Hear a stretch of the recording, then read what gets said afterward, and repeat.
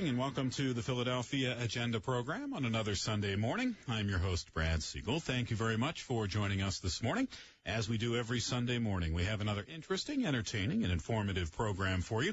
In the first half hour of our show this morning, we're going to talk about the Delaware Valley Science Fair, and it's coming up on April 2nd at the Expo Center in Oaks out in Montgomery County. And it sounds like a really interesting topic. I wanted to bring our guest in here to talk about this because we know there's a lot of talk about education. President Obama over the years has said he wants American students here in America to be the leaders in a lot of areas. And we hear a lot about STEM, science, technology, engineering, and math. We hear a lot about that. We've done some shows on that. And here's a fair that's going to be in Montgomery County in April, and it basically highlights the work that these students are doing, and they're rewarded for it, and some of them are rewarded for it with college scholarships. So this is some pretty big stuff that's going on here, and we're going to talk about the Delaware Valley Science Fair this morning with Henry Distan. He is the executive director, and he joins us on the program today. Henry, good morning. Welcome to the show. Oh, thanks, Brad. Glad to be here. Great to see you. Good to have you join us on the program. We're going to tell us everything we need to know about these fairs, and from what we were just talking, just the kind of the logistics of all of this. There are regional fairs, I guess, and the regional fairs lead to this Delaware Valley Science Fair, which ultimately leads to, I think, a fair that comes up in California at some point. So these kids kind of work their way up through the ranks, and we'll talk a little bit about that in a second. But tell me how this all evolved, because I know the Science Fair goes back, 60-some years. And I don't think you were there at the beginning. No, I wasn't. It started actually in 1949 in this area as a joint project between the Philadelphia Inquirer and the Franklin Institute. The Inquirer provided the funding, the Franklin Institute provided the administration of it. And that's why the coverage area is the way it is. We cover the southeastern Pennsylvania, southern New Jersey, and the state of Delaware, because back then that was where the Inquirer's coverage area was also. A lot of the fairs in those days were sponsored by newspapers. Newspapers did a lot of sponsoring of a lot of events back in those. That's right. Yeah. And so we still cover the tri-state area.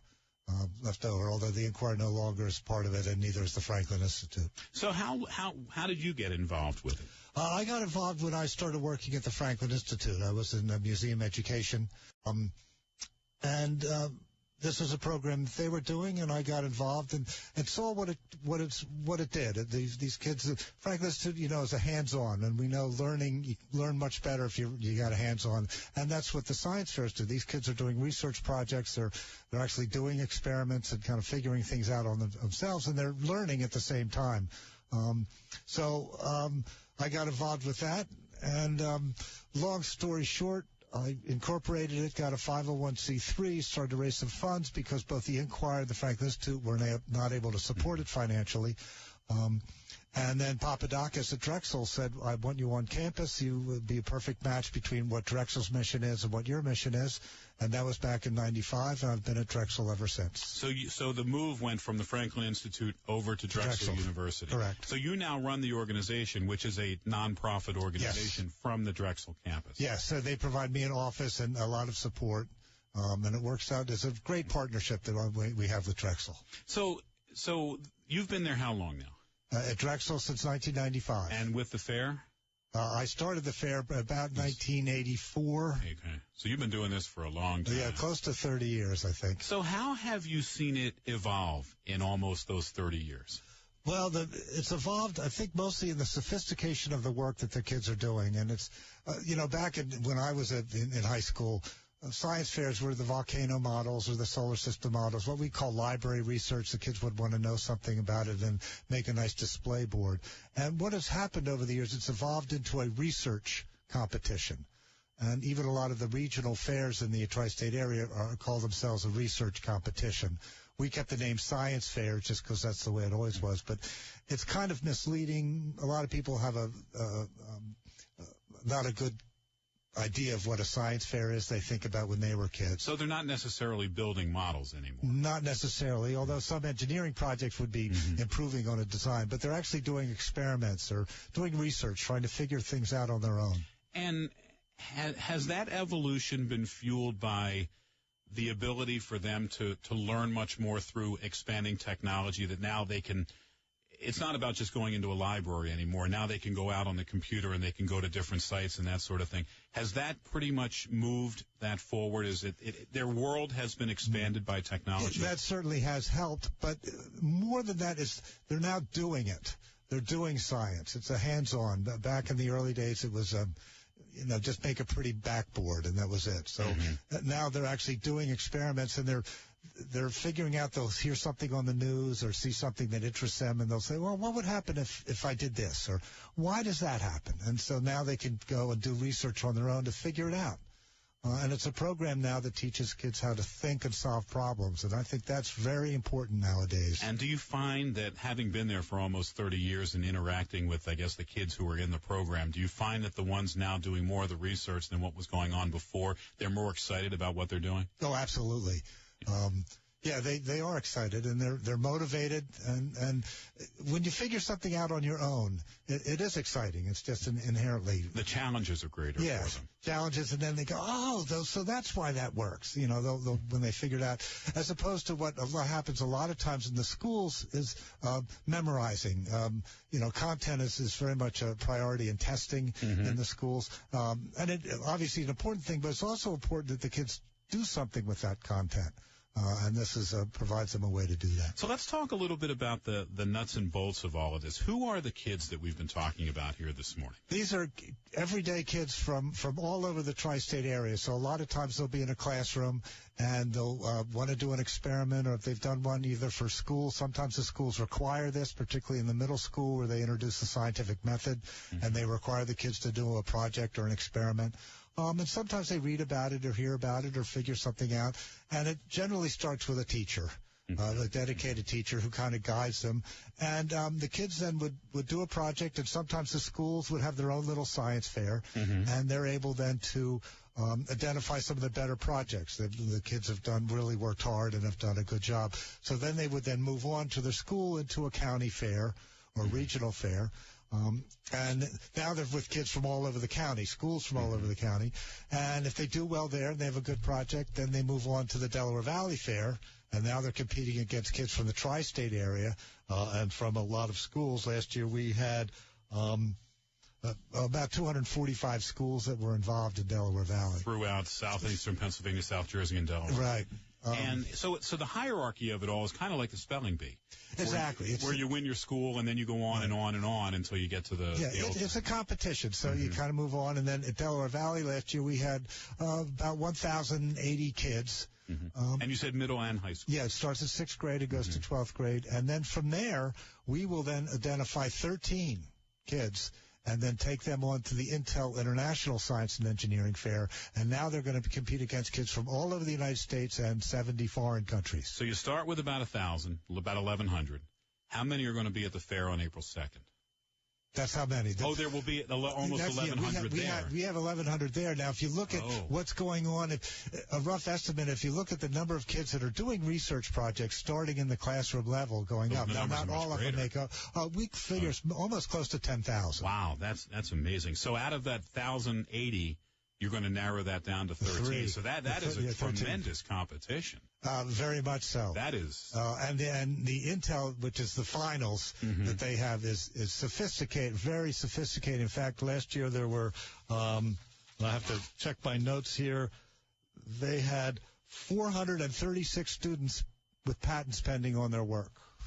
And these are middle and high school students. This is, when you get to the Intel, it's now high school. It's high school students. Yeah, the middle schools, they have their own little competition called the Broadcom Masters Competition. And they do this, it works the same way, and they end up to go to compete against kids from middle schoolers from all over the United States. So these kids, is it done on the schools have to participate in your fair in order for the kids to be involved in this? Not necessarily. We have quite a few homeschoolers, and this is a perfect project for homeschoolers because it's not only science, but you have to get good English skills, and your math skills are built up, and some of those kind of things. So we do see quite a few homeschoolers that are participating in this. Any requirements on what they need to do in order to be able to enter into this? No. In terms of what they're going to enter? No, just a desire to figure something out on their own. And maybe the kids in the classroom or whatever might do a project with some parents' help. and kind of get excited that way. Now, then they learn that if they really want to move on in the competition, they have to do the work themselves and really work hard and be very thorough. So what is it? So what over that time period that you've been there? What does this say about the kids who get involved in this? Are we on the right track with these kids? And when we talk about STEM and we talk about science, technology, engineering, and math, are we moving in the right direction? Given the signs that you're seeing from some of these kids who are in these fairs? Yes.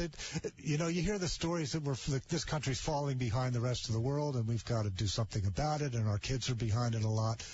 But you walk around the floor at the Delaware Valley Science Fairs, and we have a bright future. We have some kids that are in the field and very ambitious, very motivated, very smart, and the Delaware Valley Science Fairs gives them the vehicle to excel and reach their potential. Sometimes in a classroom you might not be able to do that except on a test paper, but now that you can do a project, if you're an engineering student, you can go build something in your garage, improve on a design or whatever, and then take that on through. These kids sometimes surprise us, don't they? It's incredible, and I like it because I learn something new every day. These kids are doing stuff that's above me, so I have to kind of study up a little bit to kind of get an idea of what they're talking about. A lot of times we think they're all wrapped up in their video games and their phones and everything else, and secretly they're in their bedrooms working on the next great experiment, I guess. Exactly. Instead of some kids that are watching TV, they're down in their basement, improving it, right, collecting more data, seeing if they could do anything different. So, what does it take to? You're probably going all year long with this. Oh, you said absolutely. We were talking a little bit earlier that starting in June, I guess, because you said it's kind of a year-long cycle. So for our parents who are out there this morning listening to this, who have kids who are middle and high school age who may not have participated in this before, at what point do they start looking into whether or not they want to do this next year? Well, they could start as early as now. Mm-hmm. It's a year's worth of work that they display, and so they can start figuring out what they want to do, choosing a topic. And our website provides some guidance a little bit for the parents that are doing that. Some kids will try to find a work site to do it, an outside lab maybe, or a facility during the summer. Some don't, but they'll figure out a good idea, and that's the hardest part to come up with the idea. Yeah, come up with an idea, and some ideas are what they're interested in. When I talk to students, we have, say, a couple that might want to do something on skateboard wheels. A student's really into skateboarding. That's all he wants to do is do skateboarding. But they might then ask the question, well, what wheels work the best? And so they might do a test, and they'll pick a couple of them and see it. And then why is this one better than the other? And so they might look at the materials or something, and it kind of expands. Each time you answer a question, usually a couple more come up. And that's the way science is. And so these kids now are getting a first-hand taste of what science is and research. So what are some of the suggestions you provide for them in coming up with an idea? Find something that you like, that you're interested. Some students might be assigned one by a teacher, so I have to do that. But if it's something that they're very much into and excited about, or something they always thought about, they do tend to do much better because they're into it. And then especially when they start to learn about it and they're starting to feel good about themselves because they're discovering things on their own, it kind of grows. And is the research, when they start to do the research, what are some of the best ways for them to go about doing that? Can they actually go into research labs and interview people who are in the business already, who are researchers, to say, how do you go about doing this? Some people do. They might get, with email now, it's very easy to email every professor you can get a hold of to see if they would help them with their project or give them some ideas. So they start with doing that, or they just start doing it, tinkering around in their basement or their garage or even in their room. Just kind of figuring things out a little bit. We do provide a mentorship program. So we have a program that if the student does want a mentor or wants to talk to somebody, we have a program where we try to connect them with a mentor. So I was going to ask you, it's interesting you bring that up. What do you do? Are there things that you do year after year, every couple of years, to keep this fresh and relevant, different from what it's been over the last 30 years that you've been there? Well, we try to do a couple of things. One is to advertise it And so, so you want to increase the number of kids that are involved? Exactly. We want kids to discover science and to discover STEM, and by doing, hands-on, by doing science. So we try to let kids know about that. We also have a teacher development program. This inquiry-based research is something that a lot of teachers don't get in colleges, when they're getting their degree. So we have a development program to get teachers comfortable with this inquiry-based learning and to be able to then guide students on doing a research project.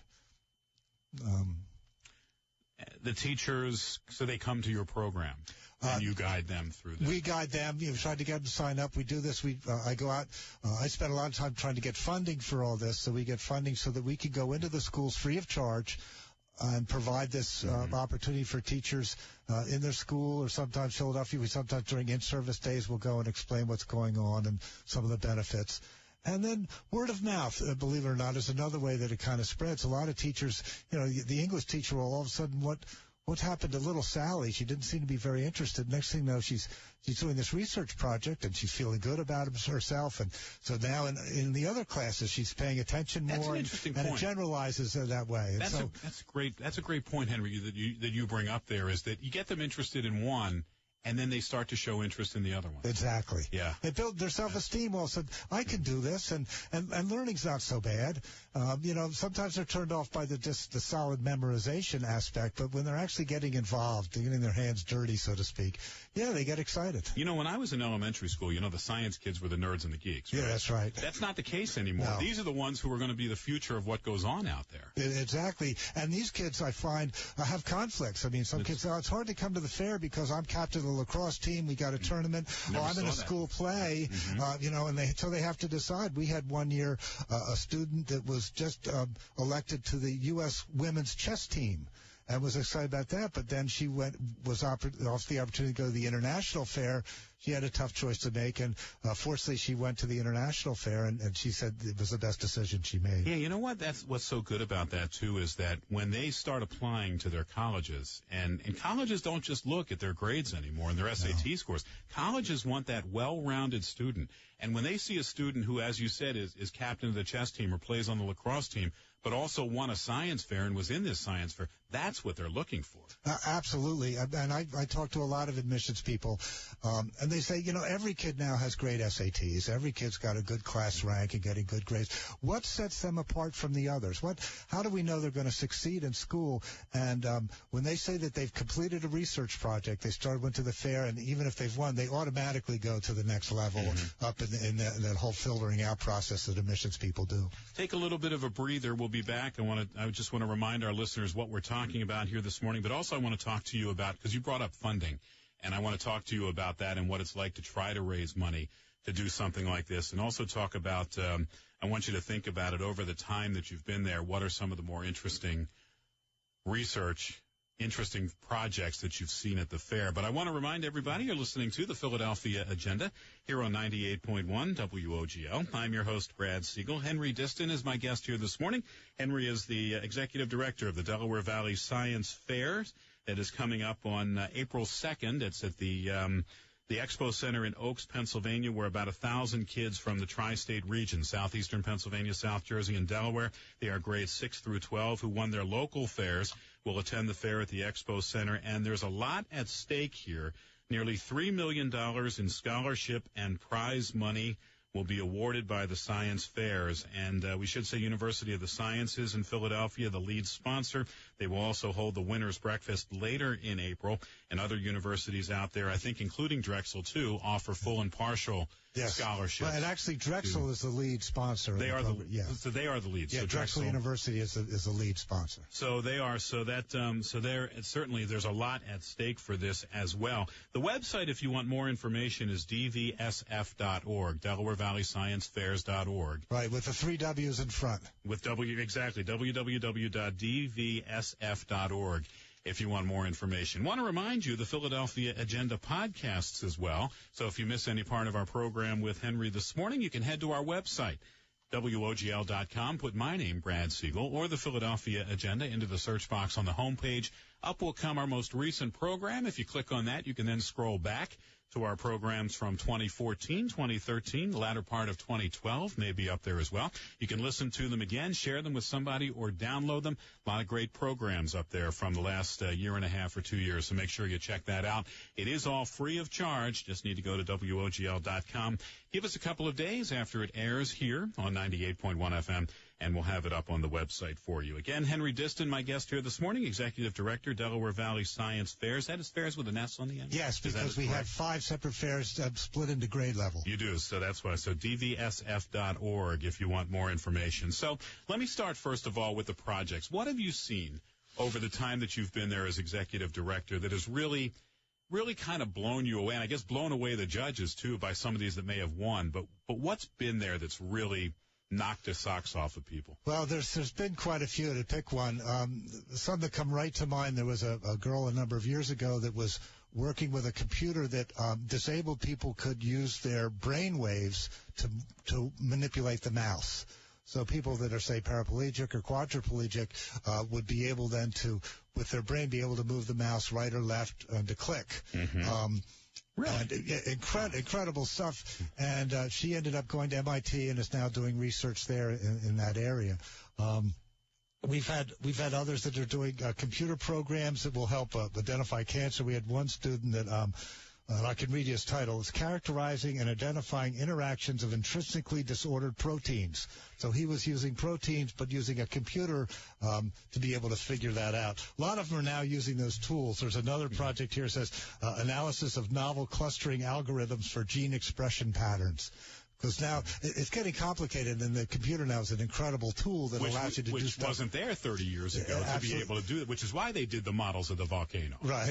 Yeah, there wasn't. With the computers now, their ability to analyze a lot of data, put it together, and get some many more accurate conclusions from that. So we see kids. There was one project where a kid was helping to identify cancer just through a simple urine test. I'm working on a project like that. Now, these are the ones that have gone on to the international, and that's what you remember. But I always have to say to myself, there's a little voice in my head saying, we're very proud of these students like that, but we focus on what happens in the classroom. Now, even though the students might not become top-notch researchers or scientists or Nobel laureates or whatever, what they're learning how to do by doing research is learning how to think and how to solve problems. And that is the key to all of this. And I think the key not only to getting what this country needs is to progress through innovation, because that's where innovation comes from, but also feeling good about the STEM-related field, so that they might want to continue a career in that. But even if they don't, the fact that they now can look at there's so much information out there that they're now be able to filter that out and think scientifically, so to speak, and say, I don't know if that's really right, and let me, research that a little bit more. Don't always accept everything for how it looks, right? Exactly. Do the research and see how it comes out. Mm-hmm. That's fascinating what some of them are. Different categories that they can enter in? There are 13 different categories. I could go over all 13. I've got them off the top, but there's behavioral social science, biochemistry, plant science or botany. Mm-hmm. There's chemistry. There's computer science, earth and space science, engineering, environmental sciences, mathematics, medicine and health, microbiology, physics, zoology, and we even have team projects, and sometimes team projects there's multidisciplinary work going on there, so that's a separate category.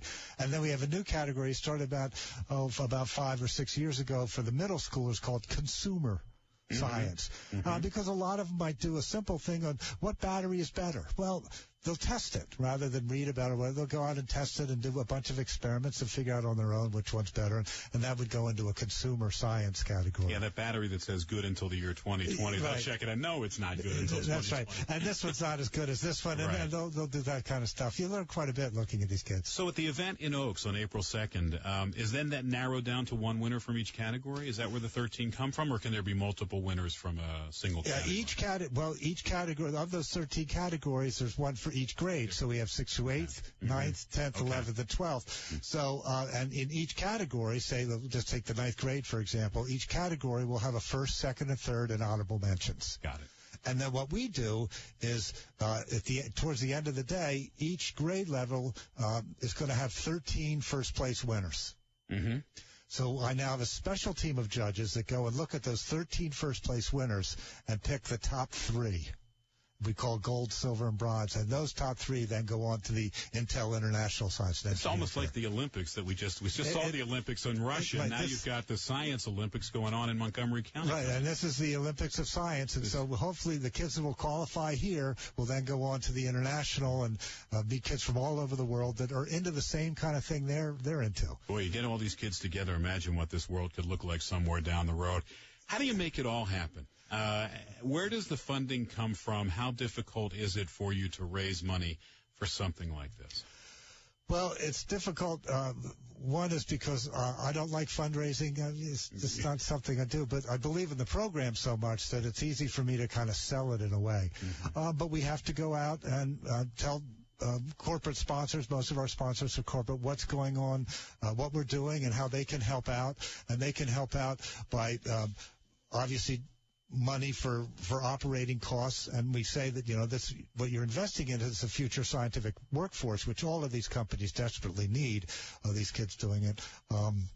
So they could do that. And also they provide employees. So not only do they give us a check, but their employees that have a service day, and a lot of, like their employees, volunteering in the community and helping out. So we have quite a bit of employees from our sponsoring companies that come and judge and talk to these kids. So there is a benefit to get, for corporate Philadelphia, the Philadelphia region, there is a benefit for them to get involved in this. Yeah, they're investing in the future, and this is the future. And so, future. And we've had fun. I've been doing it long enough to see some of these kids would go graduate, come back from college, come back home, and start working in some of the same companies that provided funding to allow them to do this in the first place. And these universities are involved. You said Drexel's the lead, and U Sciences is involved as well. This is almost an investment for them and a training ground for them to try to attract students into their program. Absolutely. These are the kind of kids they want applying to the universities. These are the ones that are going to make a difference. And then the funding provides us with operating, but we also provide about $3 million worth of awards, trips, and scholarships. So there's an incentive for these kids to get involved. And so the hardest part about the fundraising is to get people to know this program. Mm-hmm. The awareness. The awareness of doing this and what it's all about. So we're trying to get that out there so people know about it. So if I go to approach a company and could sound with the Delaware Valley, I've heard of you. You're doing great work there. We'd like to help out, that kind of thing. It was new to me, and that's why I wanted to have you come in studio this morning to talk to our audience about this, because everything is all about awareness, and the more people that know about something that's going on, the more avenues, the more revenue streams that can open up for you. The more students can get involved in this, because if there are other schools out there that have said, maybe, we didn't get involved in this, maybe we should now, because there's so many schools in the area. You said 240 some schools in the tri-state area involved in this. Maybe now you can increase that number and bring more students in. You never know when you're going to find that next Einstein or who's going to be out there.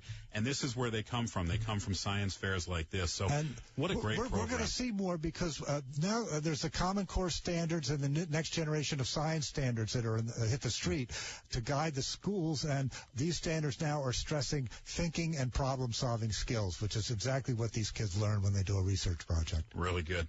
Henry Distan, he is the executive director of the Delaware Valley Science Fairs. Again, their website, www.dvsf.org. If you want to find out more information about them, everything's up on the website. If you're a CEO of a corporation, you're out listening to us this morning, you want to get involved in this, go to Henry's website, check it out, contact him, because they're always looking for more funding for this to add. They want to add more kids and get more involved, Absolutely. More schools involved. So that would give them the opportunity to do that. DVSF.org, www.dvsf.org.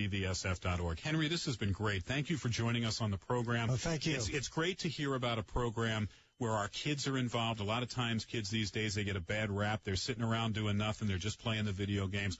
Obviously, through this program, they're doing a lot more than that. So I'm glad we've been able to open up some eyes on the program here this morning and let our parents out there know what some of these other kids are doing. Well, thank you. It's great to see you. Henry Distan, my guest here this morning. You're listening to the Philadelphia Agenda here on 98.1 WOGL. I'm your host, Brad Siegel. We'll be back with more of the program right after this.